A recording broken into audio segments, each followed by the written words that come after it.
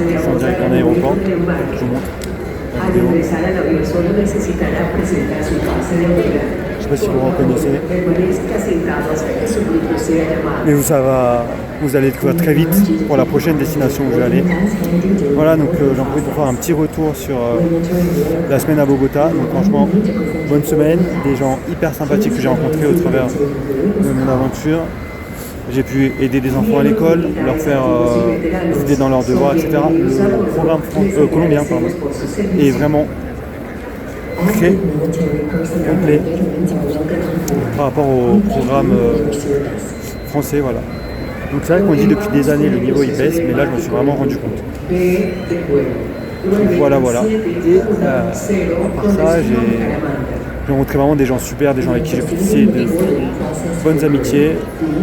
J'ai récupéré leur WhatsApp. Je suis allé à la Plaza Bolivar hier. Je ferai peut-être d'autres anecdotes dessus. Et voilà, et là je m'embarque pour une nouvelle aventure. J'espère que vous serez toujours aussi enthousiaste à découvrir cette aventure qui va se poursuivre. Voilà. Bisous, prenez soin de vous. Ciao. Je me suis mis dans un espace où il y a moins de luminosité. Et donc pour continuer la suite de la vidéo, au travers de cette semaine, j'ai vu le vrai visage de la Colombie. Les quartiers extrêmement riches où c'est vraiment safe. On peut prendre des photos, des vidéos, tourner des TikTok, danser, etc. sans problème. Et d'autres quartiers un peu plus humbles, pas pauvres, parce que des gens qui vivent beaucoup plus humbles et tout. Et là, on sent vraiment que c'est pas le quartier, mais comme partout, je tiens à vous signaler, ne pas dar papaya et siempre estar en la fuerza. J'espère que je le dis bien. Vous n'allez pas m'en vouloir, ça veut dire être attentif. Regardez ce qui se passe un peu à droite, à gauche. S'il n'y a pas des mecs chelous qui te suivent, etc. qui te font les poches. Bon, voilà, hier j'ai fait le marché des Mercado de las Pulgas. Tout le truc et tout. J'ai acheté mes petites choses, j'ai parlé avec les gens, j'ai acheté du maïs brûlé. Et franchement, vraiment adorable. Je ne me suis pas senti en danger. J'ai pu filmer, tourner des vidéos. Voilà. Franchement très bien. Et vraiment ce que je tiens à dire, c'est qu'avec tous les gens que je rencontre, c'est vraiment un peuple, j'allais dire des personnes qui sont vraiment travailleuses, courageuses, qui font tout pour leurs enfants et on sent vraiment qu'ils sont impliqués et de pouvoir partager ces choses-là, des choses plus personnelles avec les... Sûrement au niveau, j'ai pu parler vraiment avec des personnes au niveau de le fait de se lever, de travailler dur, de commencer en France, est-ce que les gens font des hautes études, etc. par rapport à la Colombie, que beaucoup de Colombiens quittent la Colombie justement et qu'ils ont l'opportunité pour pouvoir faire de l'argent ailleurs, dans des professions qui gagnent plus. Et ils ont vraiment des carrières comme travailler en Formule 1, être ingénieur, travailler en marketing, faire du commerce, j'ai rencontré beaucoup de personnes qui voulaient faire du commerce international, permettre justement à des entreprises externes de venir s'installer en Colombie pour faire du commerce, vraiment de l'import-export, et c'est vraiment des carrières qui donnent envie, tu vois. C'est pas comme en France, tu poses des questions à des jeunes, ils disent tu vas quoi plus tard, je veux être tiktoker, je veux être être rappeur, tiktoker, etc. Je dis ils sont pas tous concernés, mais là on est vraiment sur des carrières avec des grandes ambitions, et ça c'est vraiment des choses que je trouve vraiment très intéressantes. Et voilà, j'ai pu parler avec aussi au niveau de la foi, comment ils vivaient la religion au quotidien, etc. Et c'est vraiment des choses intéressantes. J'ai vraiment pris le temps de discuter avec les personnes, de savoir comment elles sont. Vraiment, elles sont vraiment très accueillantes, ouvertes. La question des salaires également. Quel est le niveau de vie en France, comment est le niveau de vie en Colombie, combien on gagne, etc. Combien moi je gagnais en tant que Français.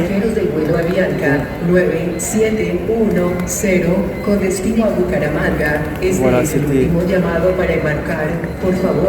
vraiment des choses que j'ai pu partager avec les gens, et vraiment je vous invite vraiment à pas seulement faire du tourisme, rester avec les gens avec qui vous êtes, etc., mais vraiment vous intéresser aux gens. J'ai pu parler aussi avec des personnes qui, dans les galeries, etc., les galeries commerçantes qui vendent des choses. Il y a beaucoup également, j'ai parlé avec beaucoup de Vénézuéliennes qui m'ont dit que c'était difficile pour eux, donc ils font beaucoup d'horaires, ils cumulent souvent 2 à 3 travails pour s'intégrer, mais vraiment adorables. Ces personnes vraiment adorables, ils sont là, très polis, bien monsieur, muy cordial, j'ai oublié le mot, Su atención, pasajeros del vuelo Avianca 9710 con destino a Bucaramanga. Vraiment très poli, formal, informal, etc. C'est vraiment des gens qui sont là pour te faire sentir bien, pour que tu apprécies l'expérience économique et pour que vraiment qu'ils sont vraiment pour que tu reviennes plus tard. Et vraiment, cette mentalité-là, c'est vraiment quelque chose que j'apprécie. Qui s'intéresse vraiment à toi et peut discuter. Voilà, c'était mon petit retour sur ce que j'ai vécu la semaine à Bogota. Voilà. Merci à tous de me suivre au quotidien pour mes vidéos. Très bonne journée à tous et à très vite pour la suite des aventures. Bon, en fait, je me suis trompé de ligne. Donc là, c'est chaud là, mais je vais remonter dans un bus pour après.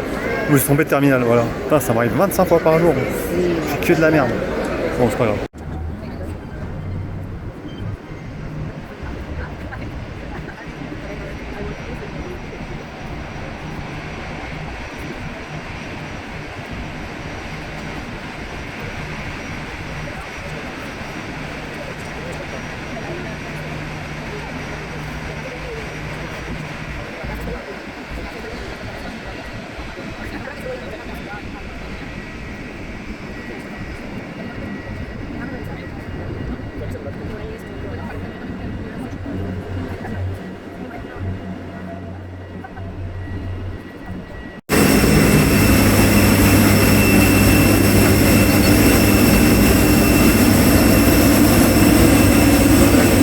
Salut, c'est César et on se retrouve dans l'avion.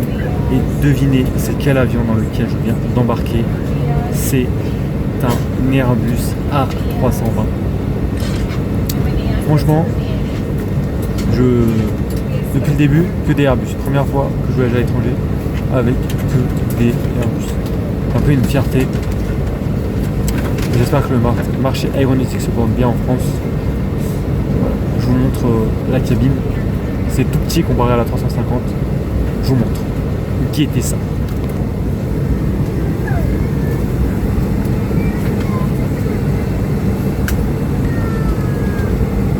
Voilà, les gens s'installent tranquillement et tout. Et moi j'ai juste un mini sac à dos. J'aime bien voyager léger.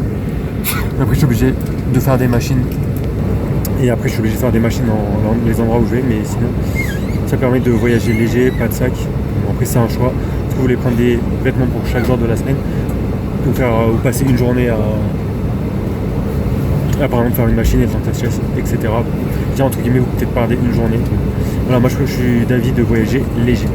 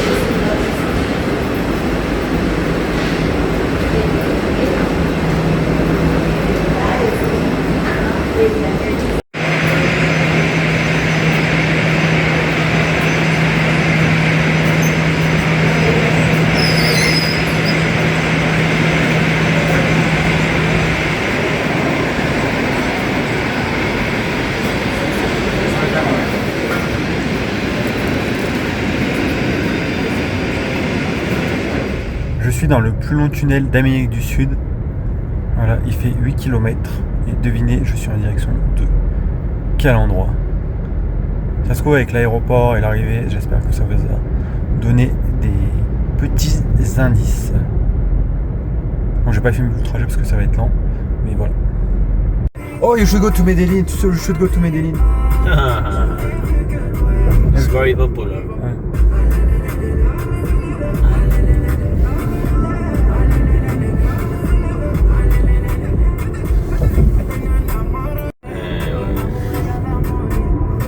And 3, 2, 1. Yeah. chez Cartier, sac Kelly pour les choquer. Ce soir de mon trophée. It's very nice. Yes.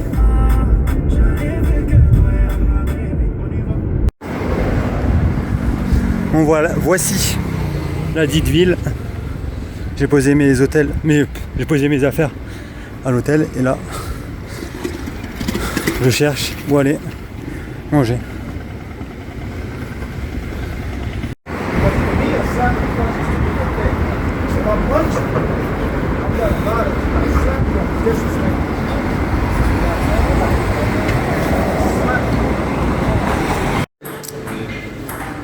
Petite dédicace à Farah, voici des empanadas que je mange en attendant le check-in à 15h, donc j'ai 1 heure à tuer. Voilà, et bien sûr, ma boisson préférée. Salut mes petits potes, là j'ai trouvé un petit un petit coin silencieux, voilà, c'est là où je dors. C'est carré comme en Corée, petit box et tout. Ouais, donc je suis à Medellín, selon les accents. Je suis arrivé tout à l'heure, à 15h, enfin je suis arrivé à midi. Je suis arrivé à 14h avec 1 heure de retard, le vol avait 1 heure de retard. Et je posais mon sac, après je me suis baladé dans la ville. Tout était fermé parce qu'on est dimanche. Et que dire d'autre? J'ai également... Ah oui, gros story time. Donc le chauffeur il me prend et tout, et puis il me dit parece a Nairo, tu vois. Et je fais Quintana, il me fait si. Et il me fait Eres de la Familia, je fais pas du tout. Et puis pendant tout le trajet, il me dit ouais, tu ressembles vraiment à Nairo Quintana et tout. Après il me dit quelles sont les ventajas y desventajas de parecer a alguien. Et j'étais là, oh, il va avoir trop loin. Après j'étais là, mais non, moi je lui ai dit 1, 2, 3 fois que je ressemblais à Nairo Quintana, mais c'est tout. Et après je lui dis on vient d'où, je viens de France et tout. Et après il dit ah ouais, il voulait absolument que je mette de la musique française. Et ce qui me fume, c'est qu'il a mis Spotify France. Et genre le numéro 1 c'est genre Maître Gims dans ma fée et toute l'année. Je me rappelle plus c'est quoi ce titre. Genre c'est une musique. Genre j'écoute pas, et lui il était à fond dans la musique, et la musique suivante genre c'était du Jul, ça m'a tué et tout. Genre j'arrivais au centre-ville de Medellín et genre j'écoutais du Jul. Et après on écoutait bande organisée, et après en mettant sur le trajet dès qu'on avait le réseau, parce qu'en fait on passait par plusieurs tunnels et tout. Dès qu'on avait le réseau et tout, ce qui me fumait, c'est qu'il appelait ses oncles et tout là pour dire hey, soy con Nairo Quintana, genre. Et à la fin on a fait plein de selfies ensemble. Ah grave drôle les chauffeurs Uber. J'ai demain rien de prévu, je vais voir si non, je suis censé rejoindre ma pote, si on va tourner ensemble ou pas des vidéos. Voilà, merci de m'avoir écouté, c'était César, passez une très bonne soirée à vous. Bisous, ciao, on se retrouve de l'autre côté.